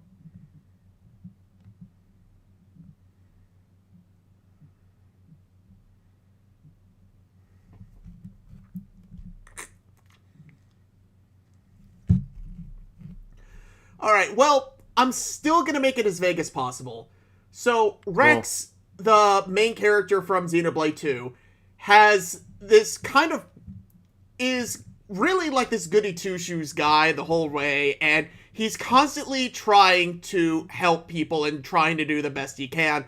However, sometimes him trying to help is kind of the reason why people get killed. Ooh. So in other words, Not nice. Rex inserting himself to save the day is part of the reason why there's some plot points that just go awry. And so at the end, when a certain character sacrifices themselves to save the world, they end up making a promise with another character that they can't let Rex save them. Because in that moment, and it's that moment that Rex needs to learn how to let go. Yeah, essentially. I forgot. Shadow, have you played Xenoblade 2? Have not, but I know enough about it to understand the main plot of what's going on. So Rex's character arc isn't, oh, I need to learn how to be good. It's, oh, I need to learn how to let go and basically let people take their own destiny into their own hands. Which is a much more unique lesson. If this arc included like some sort of thing where he was feeling weird, having if he was developing like really weird feelings for Pyra and Mithra and was struggling with how weird the feelings were, and then at some point accepted them just as soon as by the end of the story, yeah, that qualifies as sexual awakening to an extent. So yeah, wholly disagree with this point. Sexual awakening totally makes sense for a character arc. Moving on. Yeah, sexual awakening you can make an entire story on sexual awakening. Oh yeah, essentially speaking. It's not the type of story I would write, but it's definitely like entire story worth material. I'm late to the topic, but there's nothing wrong with watching kid shows, but trying to base it off your reality is troubling. I may be projecting a bit. Hey, dude, we can't throw Sonichu under the bus yet. We haven't had the time to discuss that. So the theme of deciding your own destiny. So is that how Xenoblade has always been? Actually, you know what? Yeah, the first one was kind of like that too.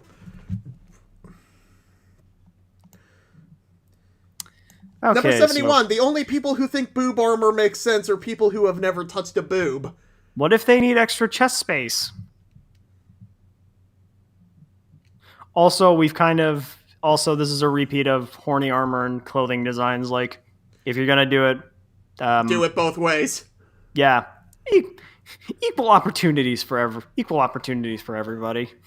I mean, there's nothing wrong with like if you have like super sexy armor, to give like one dude like sort of looser armor with like a super dignified codpiece or something. What if it's just the codpiece and nothing else? The codpiece happens to be his strongest piece of armor, creates an energy shield around him. So it goes by. Okay, so it goes by anime logic, where the less clothes you wear, the more powerful you are. Essentially speaking, yeah, let's go with that. Yes, we are looking at you, Skyrim modders. Actually, that's something I always wanted to do. I wanted to do like a playthrough of Skyrim where it was literally just I put all the garbage meme mods on it, and I just go around like wondering what the fuck happens next. Too many Randy Savage dragons. So yeah, this is basically just a Wait, repeat you had of Randy Horny Arm- Savage dragons? I was gonna add Thomas the Tank Engine. Aw, man, really? Okay, anyways, aside from that, this is yeah, this is basically just a repeat on horny armor designs. You be an equal opportunist if you're gonna do it. Moving on. Okay, before I go on to the next page, I want to talk about my favorite Skyrim mod.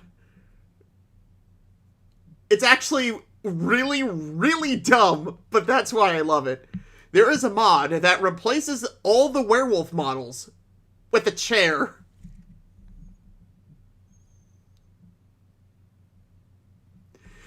Literally just like a big wooden chair.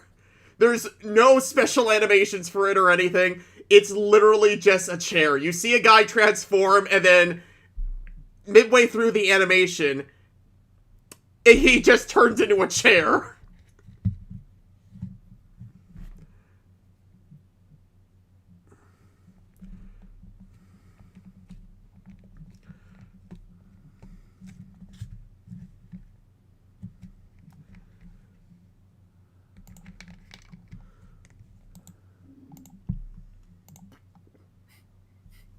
Pack of chairs, terrifying.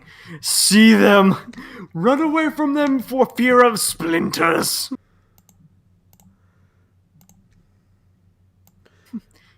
Oh no, the carpenter was a sturdy hand.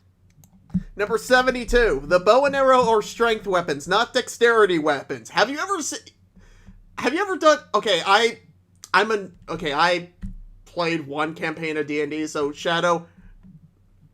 Yes. Have you ever seen a barbarian or... Just because I'm very certain that barbarians can't actually wield ranged weapons. But to answer your question, no, I have not.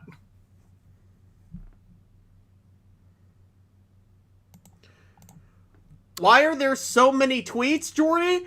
It's because they live on Twitter. Yeah, you know, kind of like Spoonie.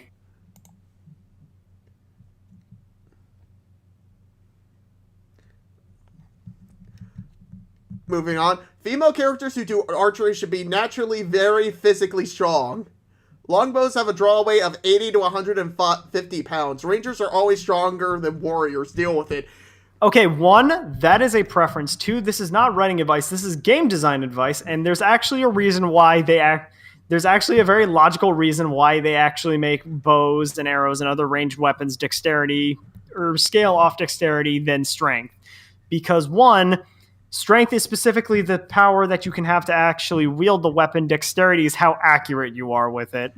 I don't know. There's a reason why they specify putting it with grouping stuff like bows and arrows as dexterity weapons as opposed to strength weapons, because yes, you can be strong to do that, but the big selling point for the bow and arrow is how accurate you are at getting a killing shot. So I feel like that's your reason why they're dexterity weapons and not strength weapons. So I feel like to Lily, a realistic archer would probably be someone like Arnold Schwarzenegger. I'm just imagining him with like a bow and arrow, just menacingly getting closer, and then when he's like 2 feet away, he pulls back. Yeah, essentially speaking. Actually, to answer your question, rework your thing, Tiger. Rangers are technically like Rangers are the middle child between Rangers, fighters, and druids. So, like, the druids are the youngest. They get all the cool stuff. The fighter doesn't get that much, but they're sustainable. And then the ranger's the middle child, so they get nothing. Number 73. The best way to avoid Tolkienism is multiple characters. No, the best way to avoid Tolkienism is to actually... The best way to avoid Tolkienism is to give them fucking personality. Yeah. If you, avoid tokenism. If you have a bunch of characters, make them interesting. Of course, that would require you to actually have writing skills and understand like how to write characters for the most part. And it would also require you to give a shit, but that's a whole nother conversation. Yeah, but we're not gonna deal with that. Number 74.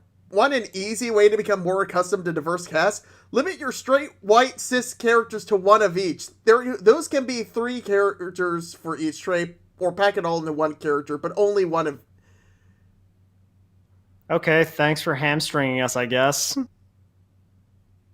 Okay, so a lot of people... Okay, a lot of people have been, like, really confused this entire time. This is the first one that I'm genuinely like, what the hell is she saying? Okay, what she's essentially saying is the qualities of straight, white, and cisgender characters, if you're going to have them in your cast, you only have one of each. Or you have them all in one character, or you have them through 3 characters, is what she's saying in long term. Yes, I understand very complicated. Yes, I understand very complicated asshattery. I don't think this is good advice because, one, it kind of hamstrings you a little bit. And... again, there was no need for it because the easy way is to just make unique, diverse characters. So that makes you straight and cis, Kitchu.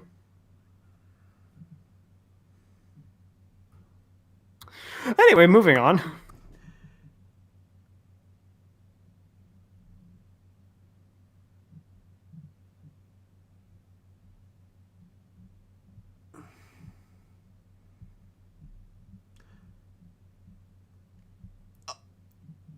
Oh, I just remember what my point was going to be. Galbraith paradox. I've been quoting that all month, and not for the reasons I want to. You've been quoting it ever since we had our Watchmen podcast. Yeah, because I keep getting reasons to bring it up.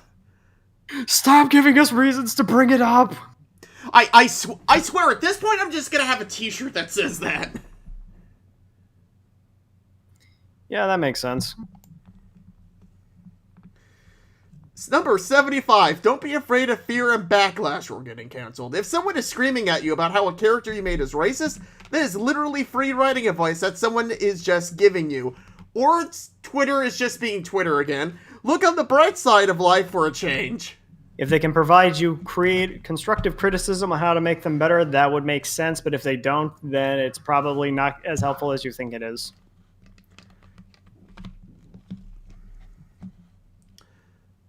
Can we go back to what you mentioned about cancel culture and juxtapose it with this one? I mean, like, you could, because, like, this point gets really hard to discuss considering that cancel culture is incredibly dangerous.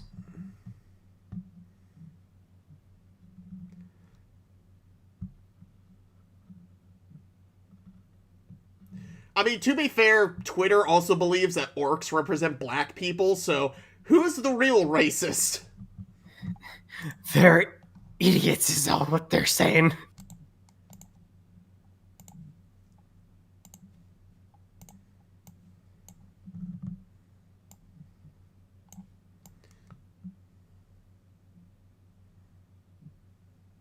Number 76. People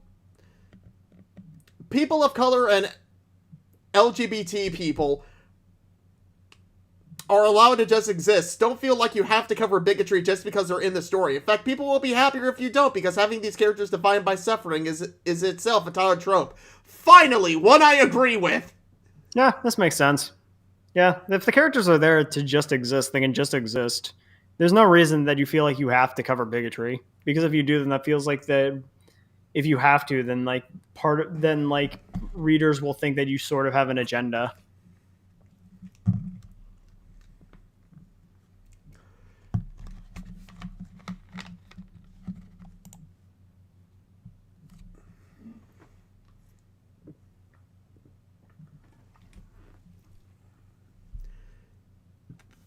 Well, Lizard, to answer your question, cisgender technically is used as an insult against non-transgender people.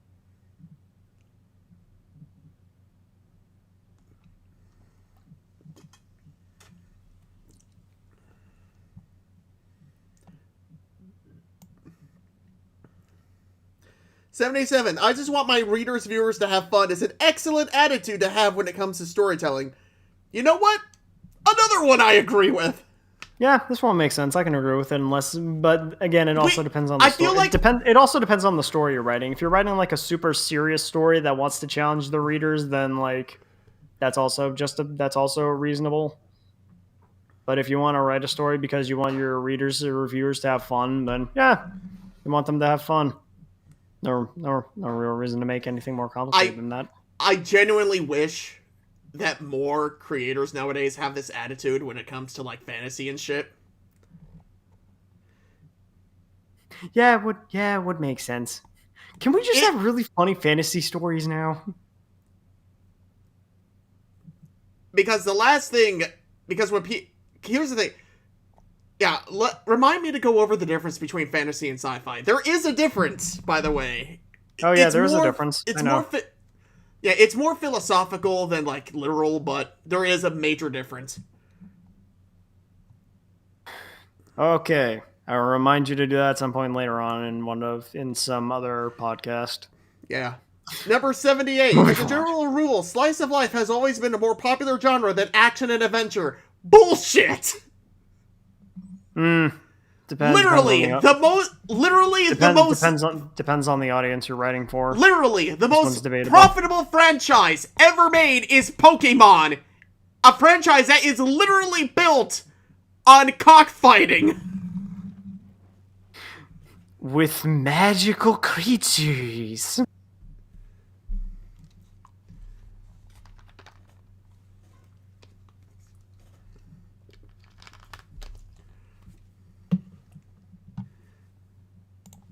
Actually, let me pull up that Wikipedia list again. Highest grossing media franchises. Because she said, like, oh, Friends is more known than your anime for a reason. And then we realized that Dragon Ball Z completely destroyed Friends when it comes to how profitable it is. Okay, it wasn't that, but she said that there's a reason Friends is more popular than your favorite anime. Okay, number 1 most profitable franchise is Pokemon. Number 5 is Star Wars. That's going to drop a lot because of Disney, but... And The Mandalorian is decent life support. The MCU is number 8. Harry Potter is number 10. Transformers is right below that.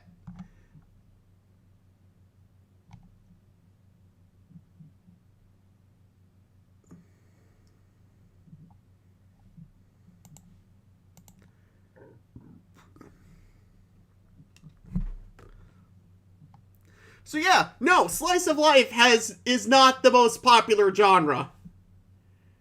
Or at least is not as popular as you claim it is.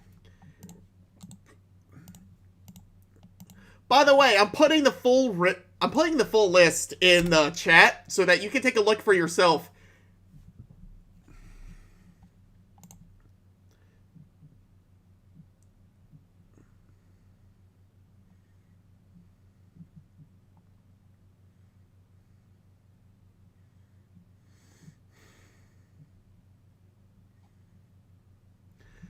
Interestingly enough, Pokemon is the only franchise on that entire list that has broken 100 billion.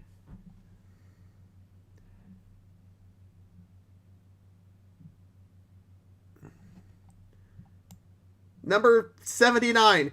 Feature creep is a problem in storytelling as well. You don't have to cram every single idea, reference, and homage you can think of into a story. You can save ideas for another time. Again, I agree with this. In fact, I believe this is one of Pixar's rules of storytelling.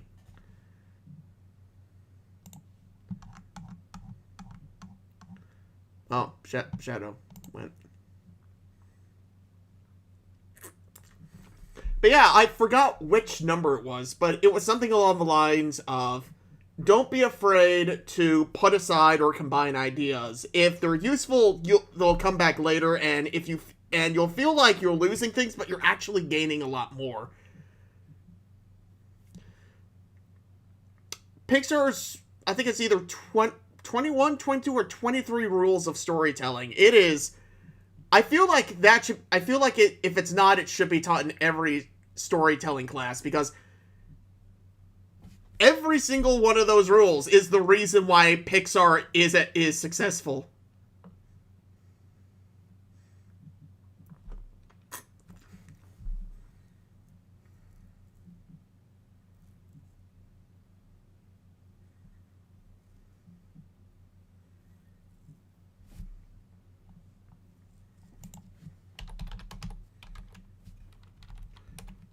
While I'm waiting for Shadow, let me pull up the list. Yeah, it's number 5. Simplify, focus, combine characters, hop over detours. You'll feel like you're losing valuable stuff, but it sets you free.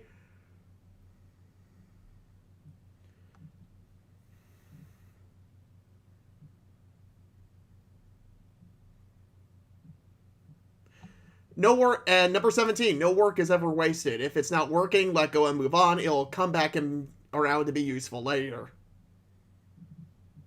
I interpret that as, don't be afraid to let go of something. If it's useful, it'll come back to you.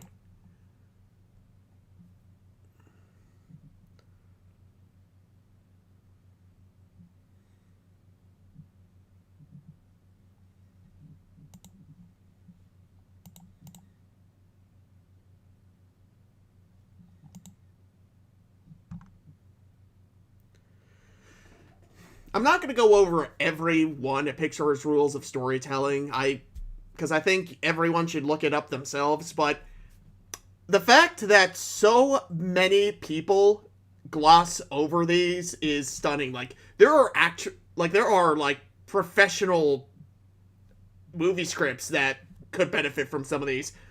Especially rule number 1, you admire a character for trying more than for succeeding.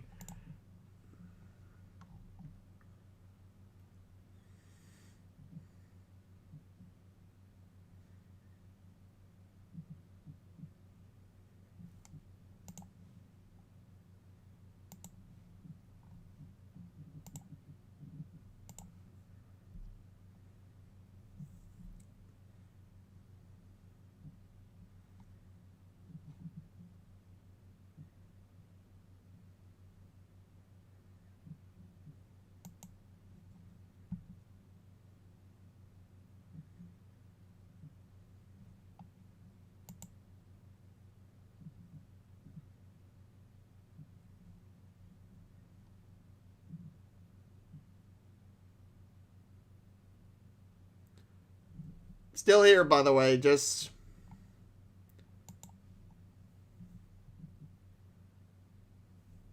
Actually, let me look at this list again. The highest grossing media.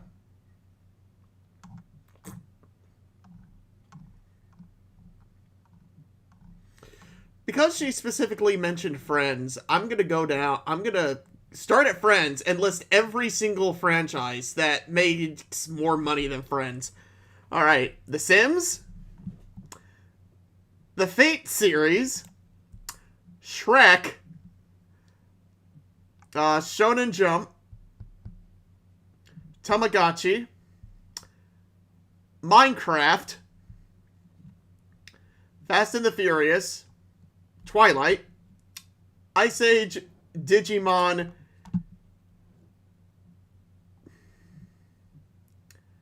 Naruto, Halo, fucking Paw Patrol, Kamen Rider, X-Men. You guys still there, by the way?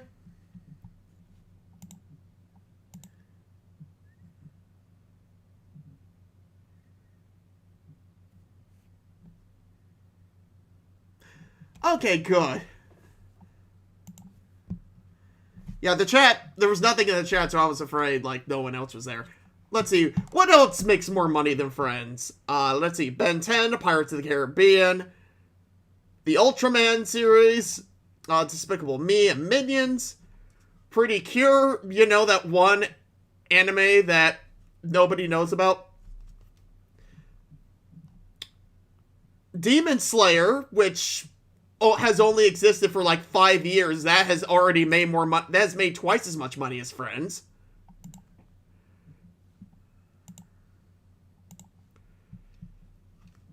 Superman, Jurassic Park,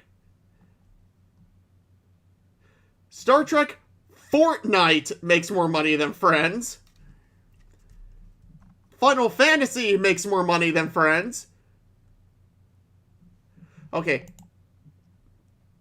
How far up is Kingdom Hearts? Is Kingdom Hearts on this list? Kingdom Hearts is not on this list. But I imagine that it's lumped in with Final Fantasy.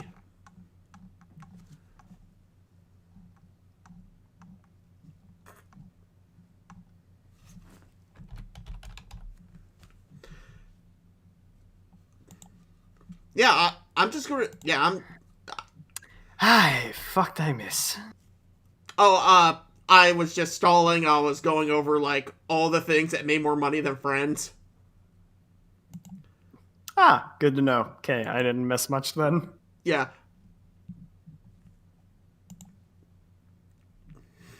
I also went over some of Pixar's rules of storytelling. Always good. Always good to... Yeah, what do you think of number 79 before I move on? Okay.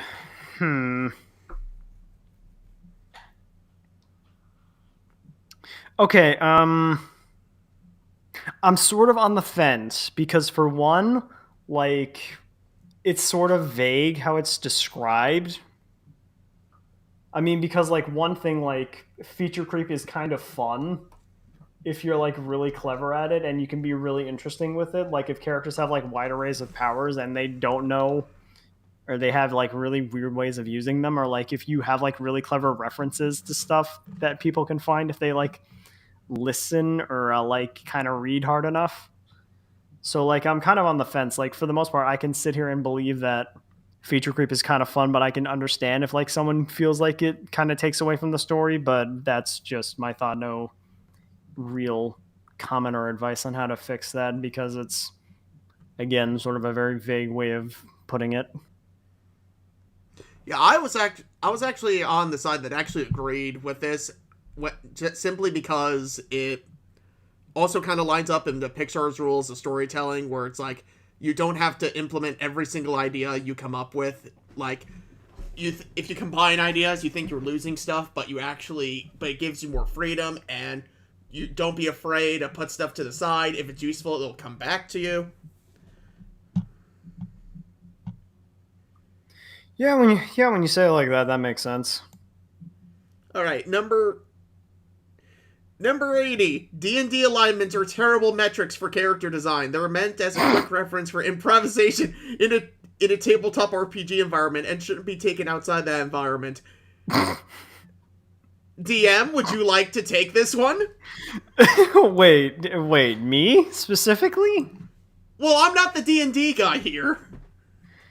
Okay, so like for storytelling purposes, like the usual alignment system is fine, but it mostly serves as like a jumping off point because like there's more to character creation for your there's more to character creation for you than just your alignment.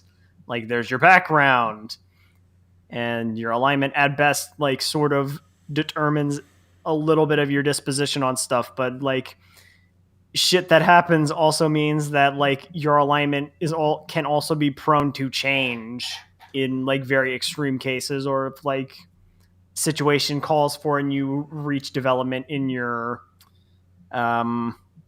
character arc throughout the campaign. So it's also alignment mostly works as a jumping off point. It's when you add a lot of extra stuff to it is that it can help with working as a metric for character design. So I can say it is like a metric. It is not like the major metric, is all I'm saying. And there are also two tabletop people in the chat. I'm sure they will I will gladly ask if they would like to have their comments for anything regarding this. For the most part, this is alignment's sort of like an outline of an outline because like again, alignments have like variety of shades, so for the most part. Yeah, Tiger says alignment is the Cliff Notes version of a character, and Kichu agrees. He says that alignment is just a vague outline. Most of the time, the players forget alignment is a thing. All right, fine. 3 people who play tabletop games in the chat. Don't think I didn't acknowledge All you. I said was that I'm not the D&D guy. So yeah. Yeah, personality traits, background, like specific backgrounds. All those stuff planned to make characters really interesting in tabletop games and outside of tabletop games. So yeah, like if I had to like say as a writer, like having D&D alignments as like a metric for character design isn't entirely a bad thing. It's just something that's just there and then you just add shit to it.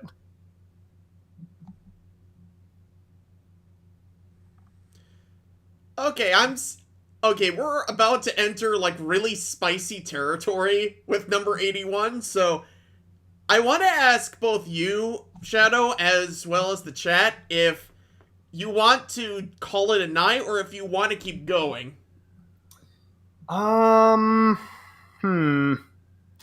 Okay, as it stands, I'm fine with going further. I guess it's gonna be entirely dependent on the chat if the chat wants to keep going or not, because we don't actually know how long we've been going. I want to say it's almost 2 hours. All right, that makes sense. How spicy is this chili? I'll put it this. It gets real spicy.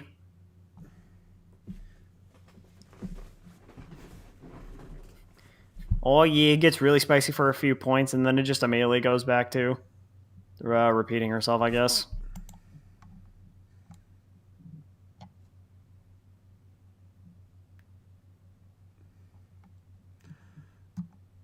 All right, one person's okay with going forward, one wants to save for later. Chat, your participation is very important.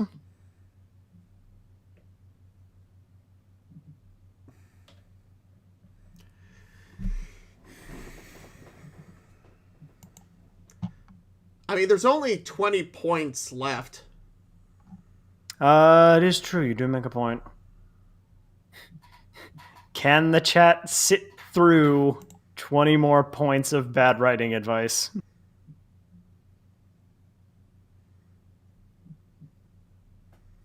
Kichu and... Yeah, I think the chat's kind of split on this one. Because Terry's probably going to bounce.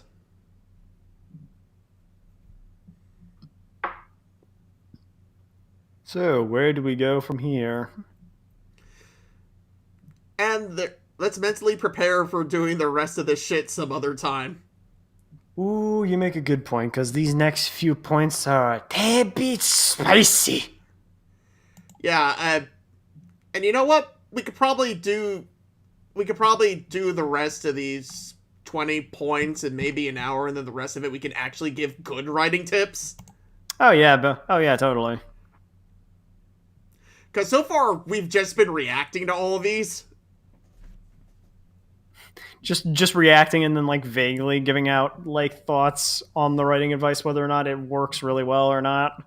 Some of it never really qualified as writing advice, but just advice advanced going through internet stuff. But that's in fact, tell you what, we'll do it even better. We'll only give you like 20 from each of us.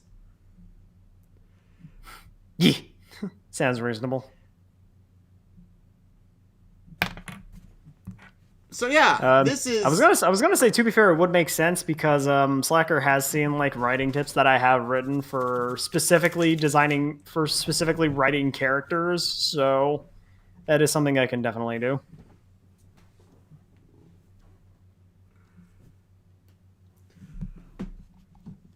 All right. So with that, I think it's time to call it a night. We definitely we are calling it a night. Actually, I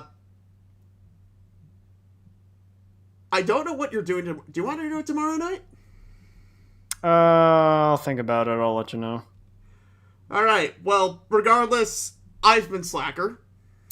And I've been Shadow Angel. Next time, we're gonna end Lily's reign of madness, and then give you some actual writing tips.